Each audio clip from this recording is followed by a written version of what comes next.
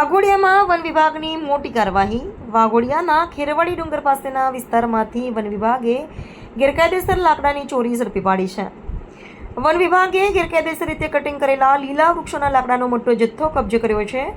મહુડાના લીલા લાકડા ભરીને જઈ રહેલો ટેમ્પો વન વિભાગના હાથે આ બાદ ઝડપાયો છે।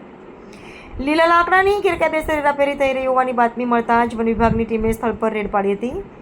વન વિભાગે હાલમાં ટેમ્પો સહિત લાકડાનો તમામ જથ્થો કબજે કરીને આગળની કાયદેસરની તપાસ હાથ ધરી છે। આ ટેમ્પોનો અસલી માલિક કોણ છે અને આ કિંમતી લાકડા ક્યાં લઈ જવાઈ રહ્યા હતા તે દિશામાં તપાસ તેજ કરાઈ છે। પ્રતિબંધિત અને લીલા મહુડાના વૃક્ષોનું ગેરકાયદેસર કટિંગ કરીને પર્યાવરણને મોટું નુકસાન પહોંચાડવામાં આવી રહ્યું હતું। વાઘોડિયાના ડુંગરાળ વિસ્તારોમાં અવારનવાર લાકડા ચોરીની પ્રવૃત્તિઓ થતી હોવાની ફરિયાદો ઉઠતી રહી છે। વન વિભાગની આ સખત અને ઓચિંતી કાર્યવાહીથી સ્થાનિક લાકડાચોરોમાં ભારે ફફડાટ વ્યાપી ગયો છે। વન વિભાગના અધિકારીઓના જણાવ્યા મુજબ આ કૌભાંડમાં સંડોવાયેલા તમામ ગુનેગારો સામે કડક કાયદાકીય પગલાં લેવાશે।